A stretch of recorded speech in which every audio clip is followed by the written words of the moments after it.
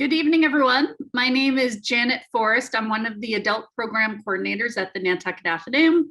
And the other hat that I wear is I'm also a certified life coach. I work with people on a number of things, including goal setting and being organized. But something I've become specialized in is helping people declutter. And that's what we're going to be talking about today. I will take time to pause and ask for questions.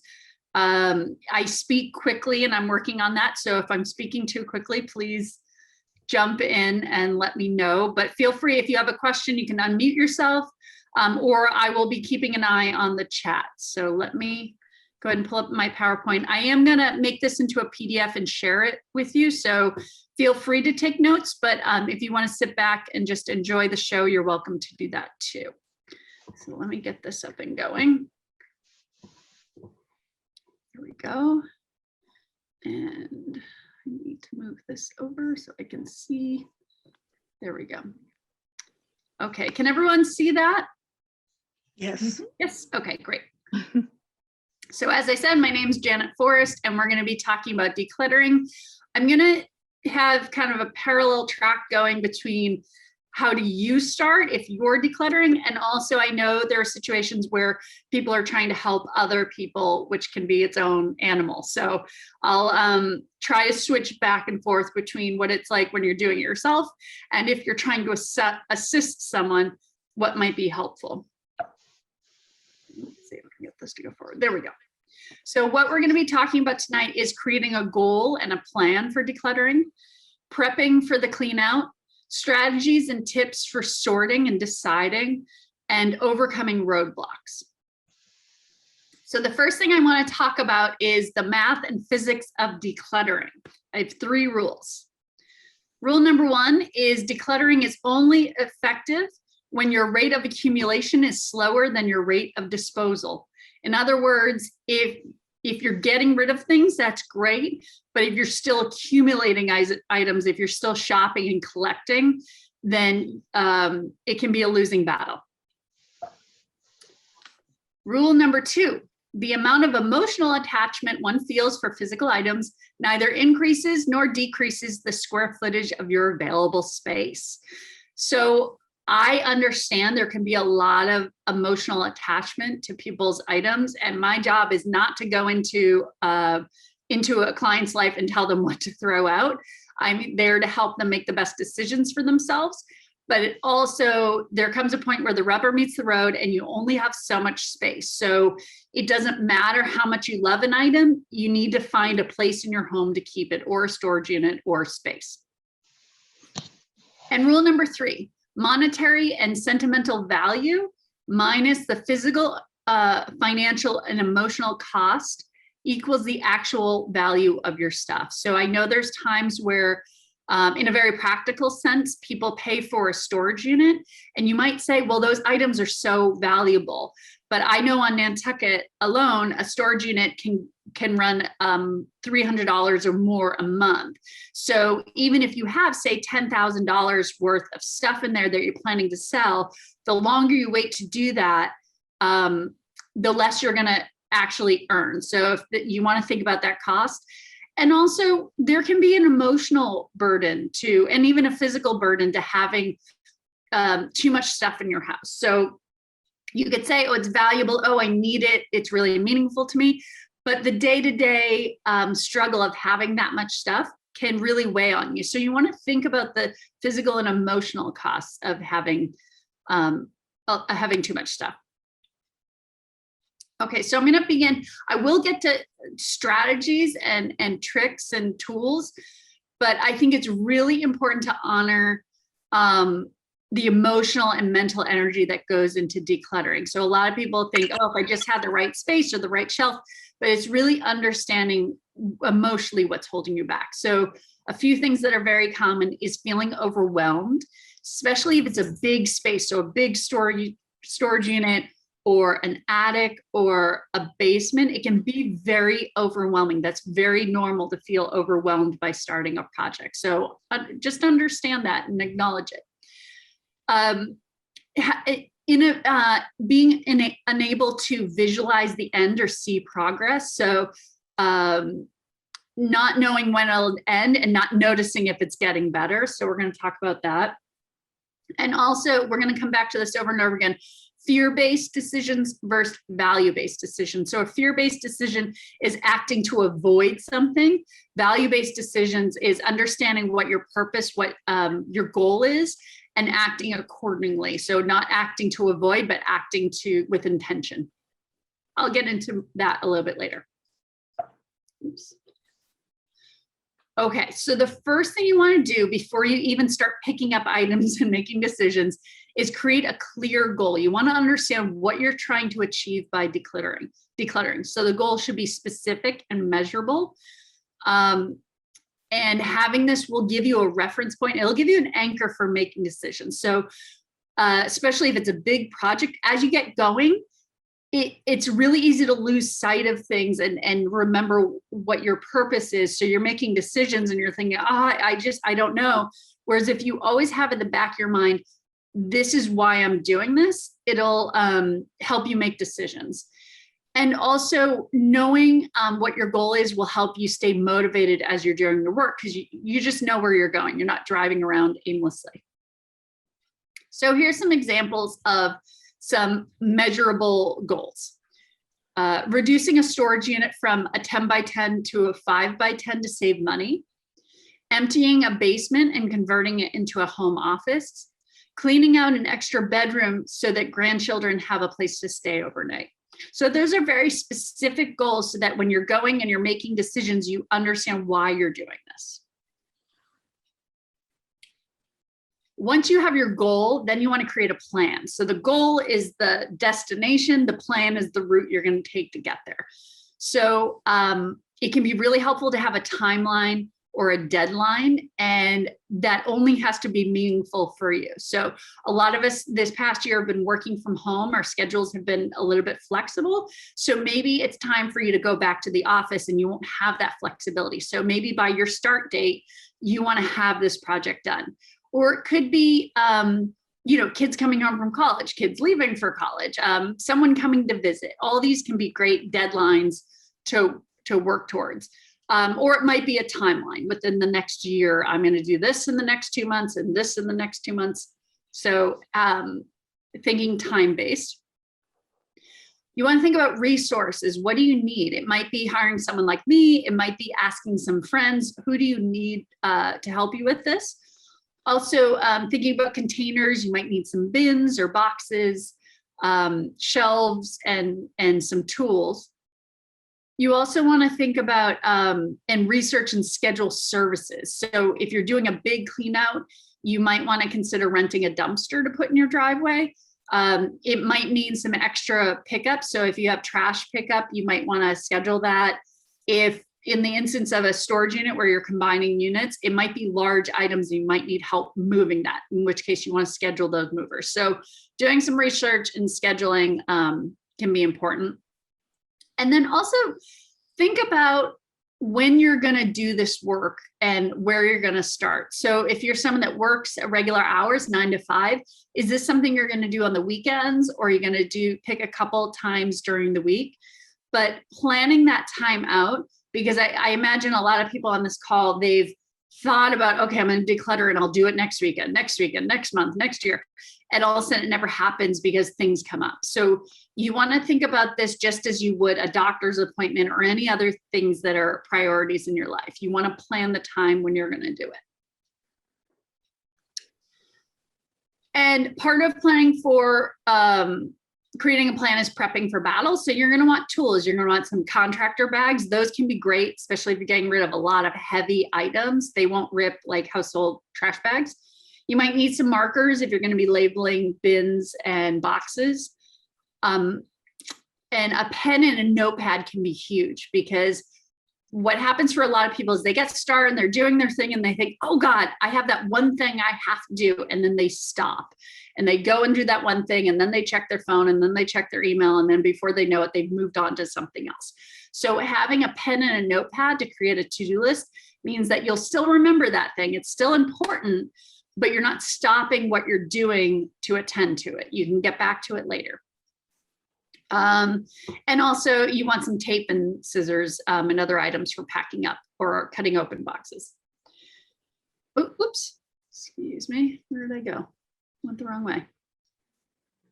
Okay, another thing that will be helpful is creating a workspace. Depending on how much stuff you have, this could be easy or hard, but it can be helpful to have a table for sorting or even some really good floor space.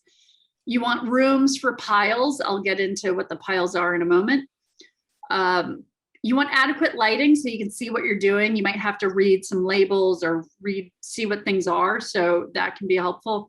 And I like to listen to podcasts or have some music playing for motivation. They'll just it lifts your mood, it helps you keep going. And you also want to set an achievable immediate goal. So we had the big goal that's at the end, but also just what are you going to accomplish right now while you're working? And these goals the immediate goal can be time-based or space-based. So you might say, I'm going to work on this closet. I'm going to clean everything out and get it all put back and get rid of stuff. And that would be space-based. Or you might have a goal that is time-based, and that would be such as working for an hour or 2 hours. And normally when I work with people, we book about 2 hours. After that, my brain's a bit fried, and usually theirs is too. So a time, when you're doing the time-based, something you want to do is set a timer. That way you don't keep looking at the clock. The timer's going to go off when it goes off. And you want to actually set it for the allotted time minus 15 to 20 minutes. And you're going to use that 15 to 20 minutes for cleanup. When I work with people, and what I encourage you to do is you want to leave whatever space you're working in, you want to leave it as tidy or tidier than when you found it. It can be really mentally challenging and psychologically challenging when you go back and it's worse than how you left it or how you found it. So use it to tidy up your space so you return to a nice clean space as you can. You want to put discarded items in your vehicle to be disposed of. Something people run into is they get everything all packed up and they know what they're getting rid of, and then they leave it among all the other stuff, and they go back to it and they can't remember what they were going to get rid of or keep. And also sometimes just getting it in your vehicle, if you have to drive around with it all day, it's enough to get you to bring it to the thrift shop or the dump or wherever its final destination is. So I encourage you to at least put it in your vehicle. And you want to bring out the trash.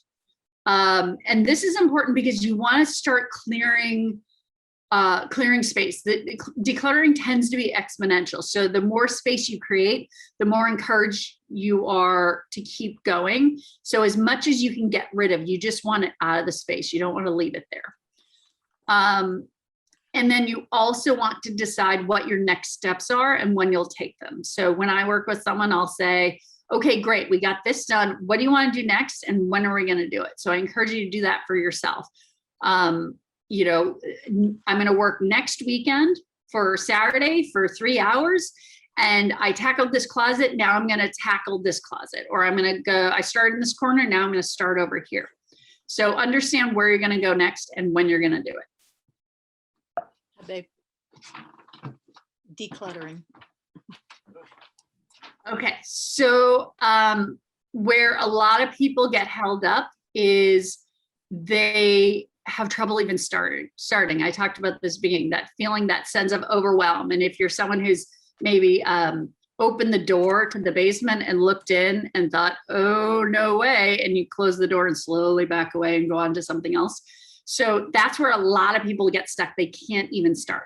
So if that's something you're struggling with, here's a few things to keep in mind. Just start somewhere. If you're that stuck, it sort of doesn't matter where you start.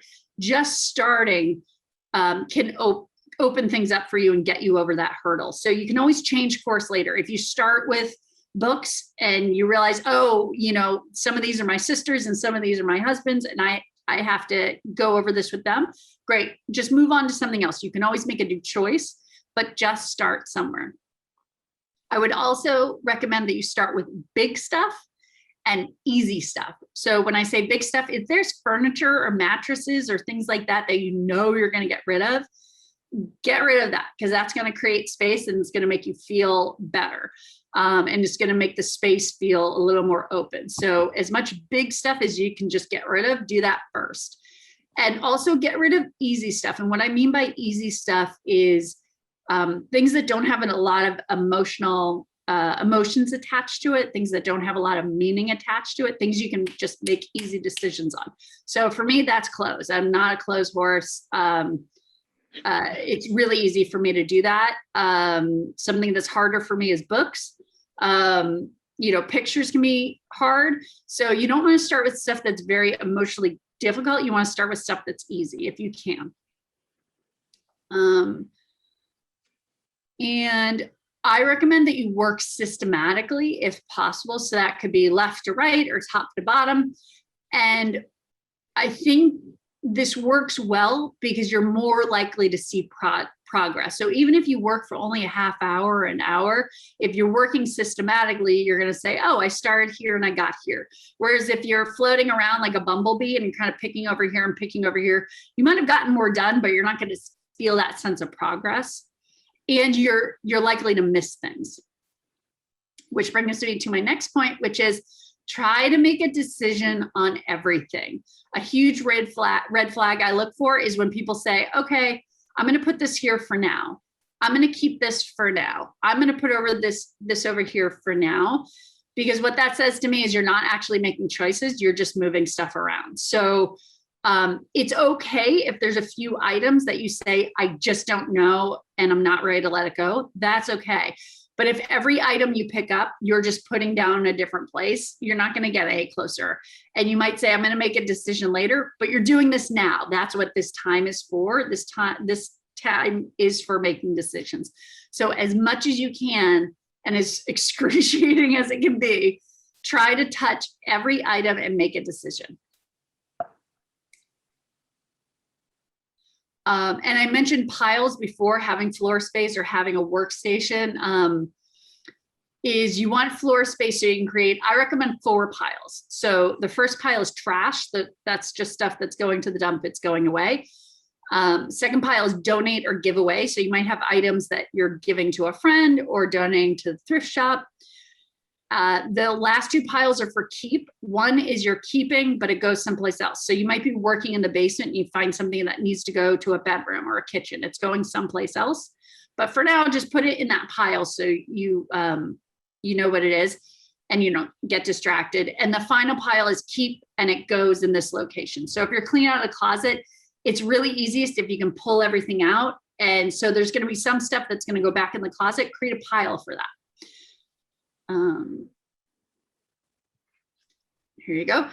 And as I talked about before, a lot of this is making decisions. And it's really important to understand that making decisions, the act of making a decision, takes a lot of mental energy. Some decisions take longer than others.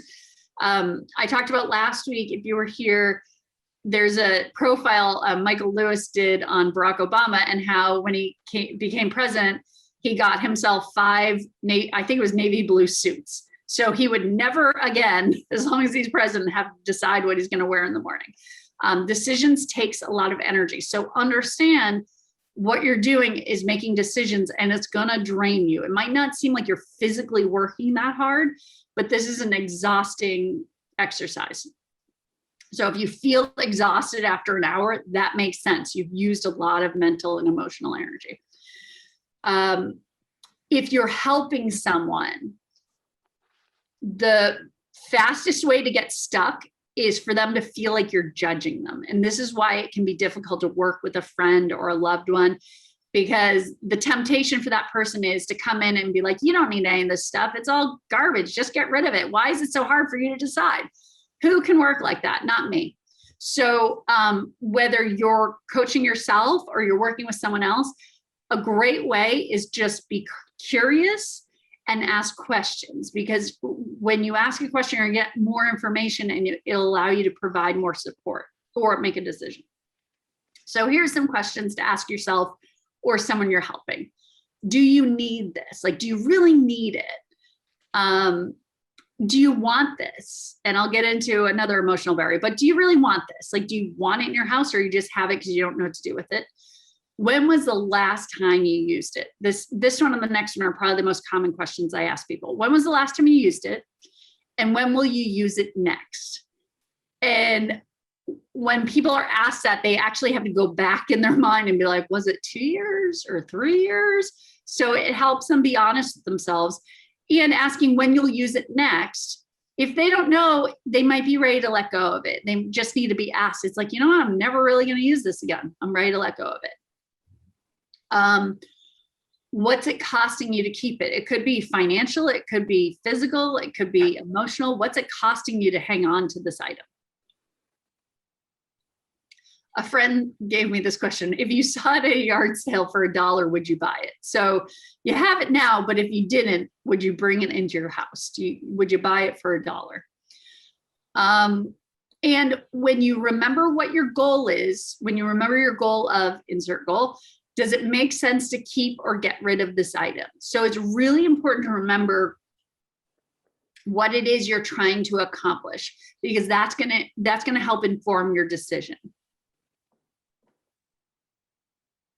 And as you make these decisions, be mindful of whether they're fear-based or value-based. So fear-based will be something like, I might get rid of this and I'll need it and I won't have it, and what will happen then?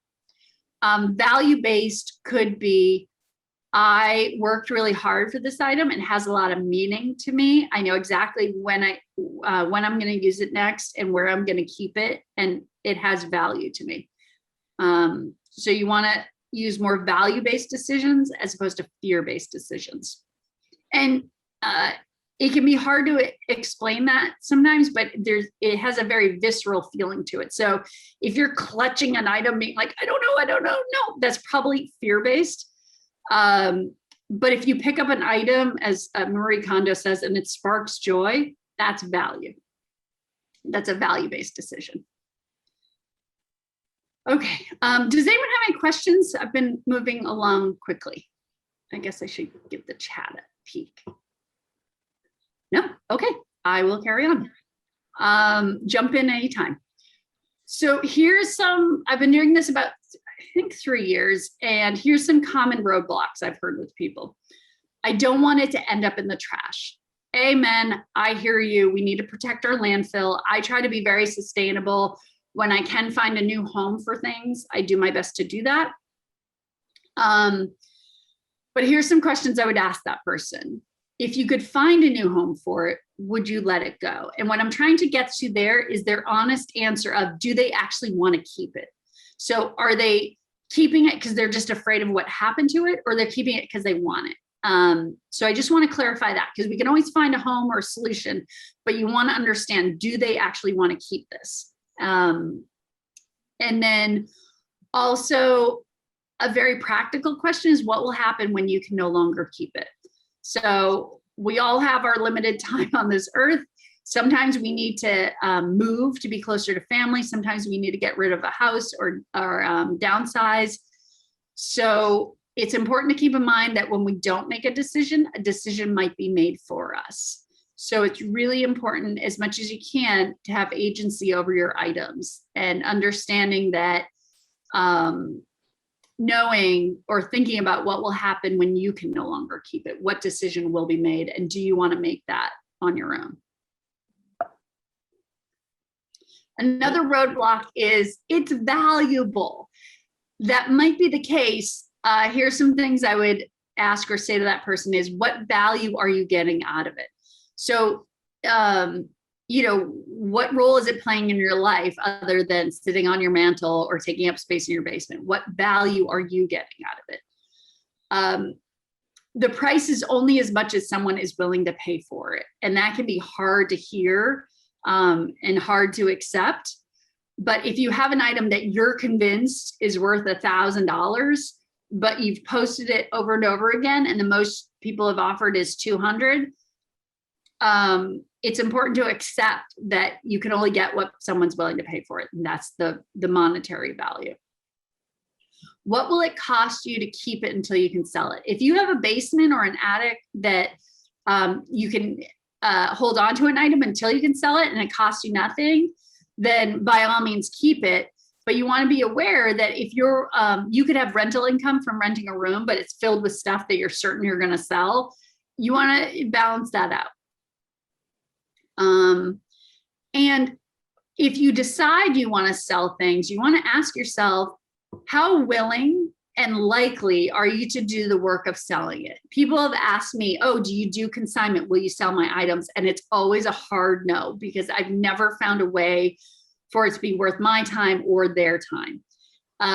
It takes a lot of work. For anyone that's sold something on Nantucket consignment or had a yard sale, you're kind of crossing your fingers hoping people show up. It can be, you know, it's your entire Saturday and maybe Sunday. It's a lot of work. So understanding, are you really, like, take a hard look in the mirror and say, are you willing to do this work? Are you likely to do it? When will you have time? It will be an investment. I referred to this fear-based statement. I might need it or use it at some point. Let me leave this. I'm watching this. Here we go. Oops, sorry about that. There we go. So this is something I hear a lot is I might need it or use it someday. So something to think about is how replaceable is it? If it's a common blender, I mean, you know, it's too bad to buy another one, but if it's going to sit in a storage unit or a garage for 10 years, that's a replaceable item. Something that's less replaceable is photographs or letters. So understanding if you were to give the item away or get rid of it, could you replace it? How likely are you to need it or use it?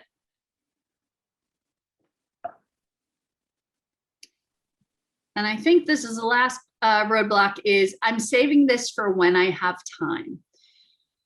So what I would say to this person is, when do you predict you'll have time? Let's make a plan. So it might be that your kids are going off for college, or you're retiring, or your job is changing, or something's happening in your life that you'll have more time. Maybe you have been doing a part-time job and you're giving that up and you'll have time. But understanding when will you have time? And if that's the case, let's make a plan. When you're honest with yourself, how likely are you to make time? So are you really willing to commit a couple hours a week to this new crafting thing you're taking on? So think about, will you really do it? And also, what are the risks to keeping it? So we do live on Nantucket. So anyone that has a basement knows you're going to go down there and find mold unless it's really finished or you have climate control. So hanging on to an item convinced you're going to use it, it might get tucked behind something and lost, or it might get left under something else and broken. You know, it could rot or mold, and then it's useless to everyone. So think about, what are the risks to hanging on to it and not using it? So just to recap the math and physics of decluttering, rule number 1, decluttering is only effective when your rate of accumulation is slower than your rate of disposal. Rule number 2, the amount of emotional attachment one feels for physical items neither increases nor decreases the square footage of your available space. And rule number 3, monetary and sentimental value minus financial, physical, and emotional cost equals the actual value of your stuff. And what else we talked about was creating a goal and a plan. So the goal is the destination, the plan is the route for getting there. Preparing for the clean out, finding the resources and tools you need. Just start. If you're feeling that sense of overwhelm and you don't know where to begin, just start somewhere. And remember to be kind to yourself and to others. This is difficult work. It can be really emotionally and mentally taxing. It takes time. And be kind to yourself. I also wanted to offer some resources here on island. I don't know if people are from beyond the shores of Nantucket, but if you're on Nantucket, there's a couple thrift stores open now and accepting donations. I'll put this in the chat once I take the slides away. The second shop is accepting donations on Monday from 10 a.m. to 4 p.m. I'm not sure what items they're accepting at the moment, but they are taking donations. The hospital thrift shop, I will post their hours. They are taking donations. And Island Treasures, I believe she lost her or is going to lose her space soon. But for the moment, as far as I know, she's open, I think 10 to 5 most days. And she'll take pretty much anything. You can also keep in mind textile day at the dump. So this is for whether it's clothing that's in great condition or clothing that's ripped or stained. As long as you want to throw it through wash and dryer and bring it clean, it can't be soiled. They also take, I believe, handbags and shoes. And I actually dropped off a couple small carpets, rugs, and they took those. So that's every third Sunday at the dump from 8 to noon, whatever regular hours they have. I think it's 8 to noon. And you can keep in mind consignment stores. So a consignment store, you drop an item off and they will sell it and you get a portion of what they make when they sell it. So there's Commonwealth, which is on Oak Street, across from Dreamland. And there's also Rainbow Fleet, which is on Orange Street. If you're heading away from town, it's on the right, just before you get to the Rotary. And Kristen will take a few items from each person. So you can do that. And you can also, as I mentioned, I think the Facebook, there's a Nantucket consignment page. And if you want to go online on a more national level, beyond the shores of Nantucket, there's a website called ThreadUp. It's an online thrift store. And you can also use eBay.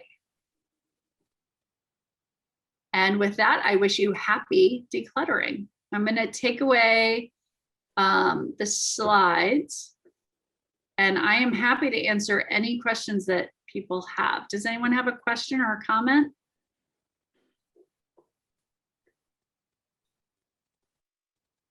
How might we get the PDFs that you will have available? Oh, yes, I will email those. So I have, if you sign, anyone that signed up, I have their email address. So I will send that out by email. And I'm just putting in the chat, the link to the hospital thrift shop, and I'll put the second shop in there too.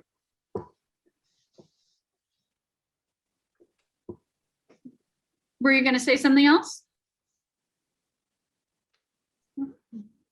No, not right now. I just said thank you. Okay, you're welcome. Any other challenges or specific questions? Hi. Oops, there's my video. Hi. I have questions about children's items. Do you have any wisdom like relating to the massive amount of things that my children accumulate? Mm-hmm. Yeah, what specifically is your challenge? My daughter is 9 and she is a tinkerer. So she takes everything apart. There's stickers on everything.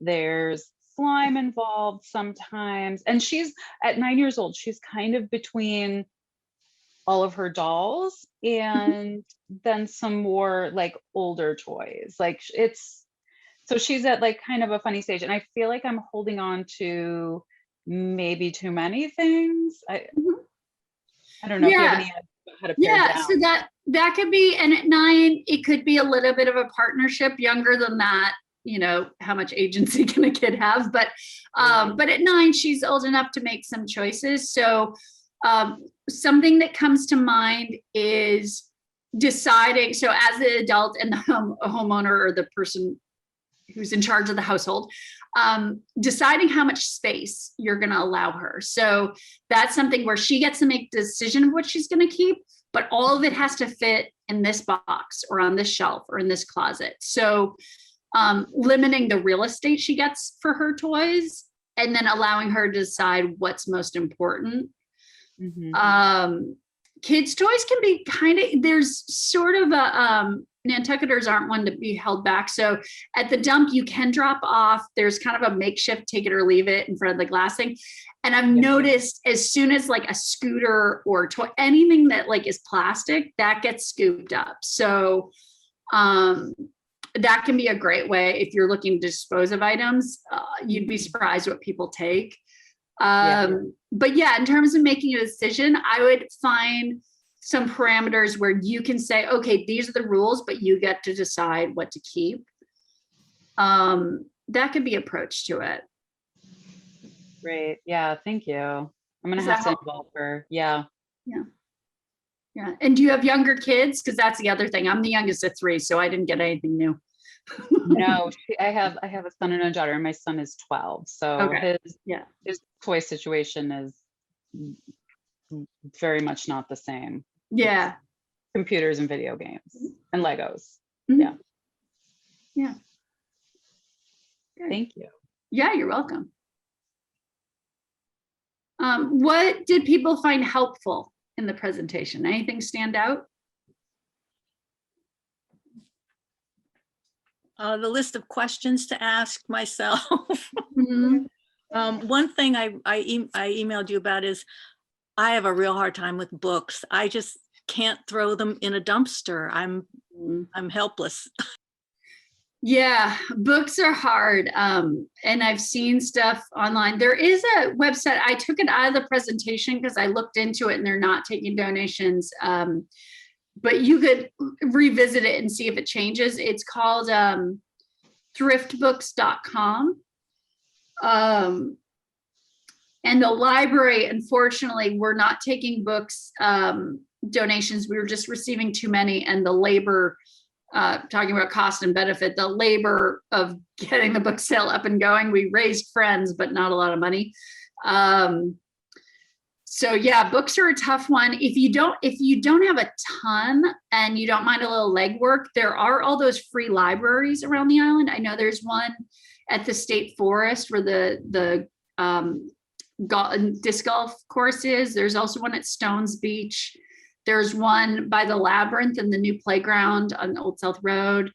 There's a number of the free libraries. So if, like I said, if you don't have a ton of books and you want to stick like 6 in each one or whatever there's room for, that's a great place to leave your books. But I understand it. Yeah, I mean, I work for a library. It's heartbreaking. But also, I give everyone permission to release things from their lives. It's not your burden to carry things forever.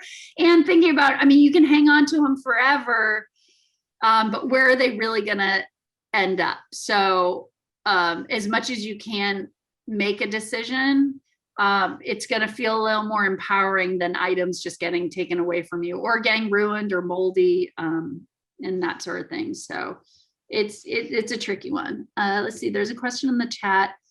Do you know about cluttersanonymous.org, a 12-step program, excellent literature, phone meetings every day? Yes, I have heard about that. Oh, thanks, Connie.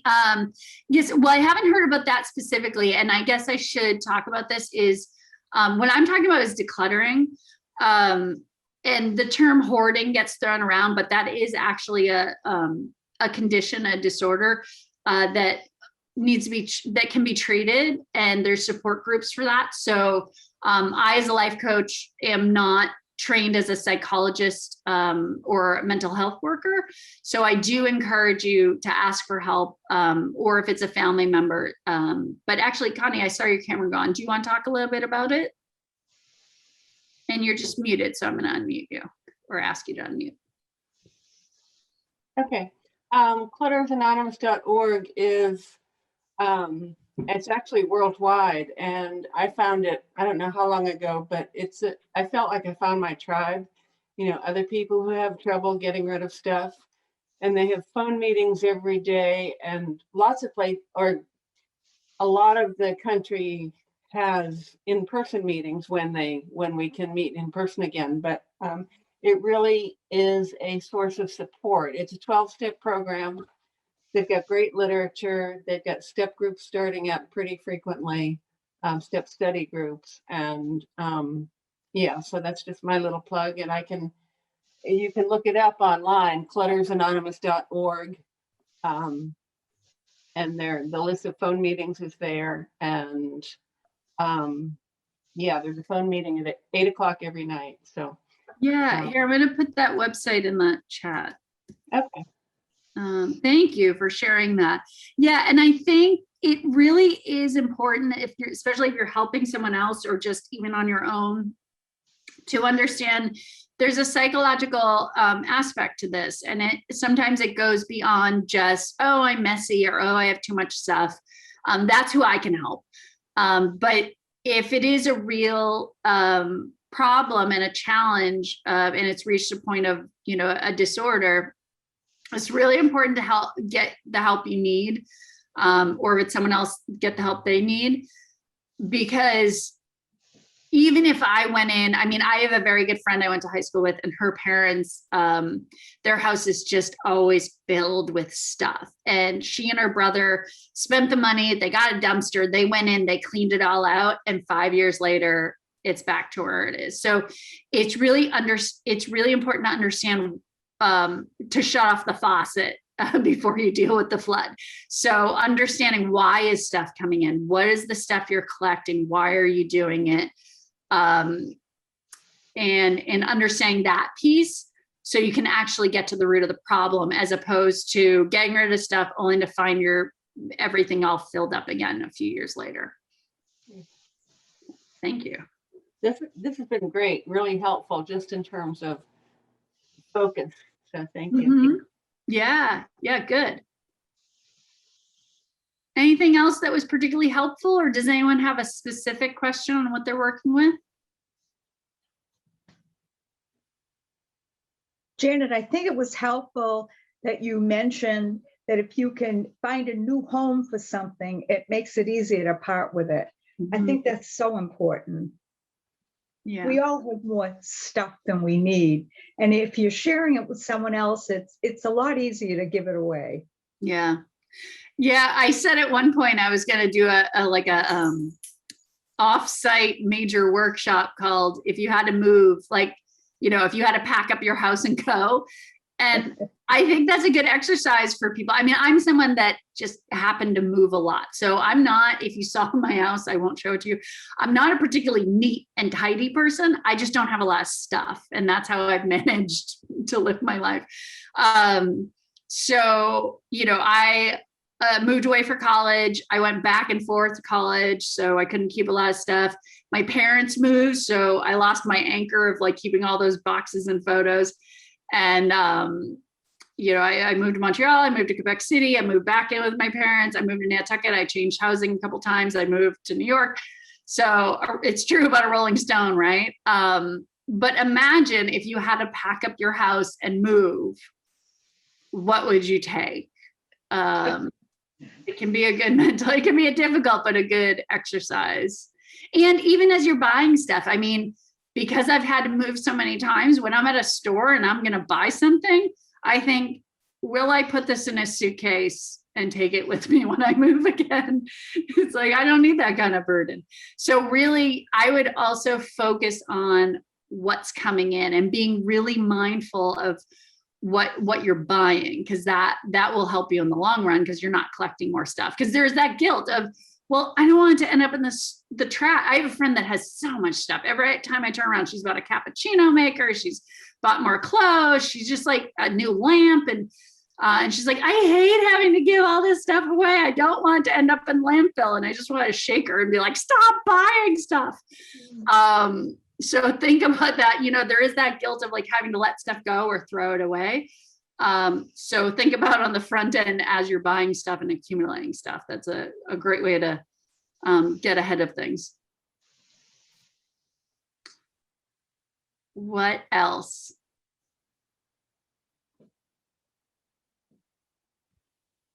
Is anyone inspired to start a project that they want to tell us about?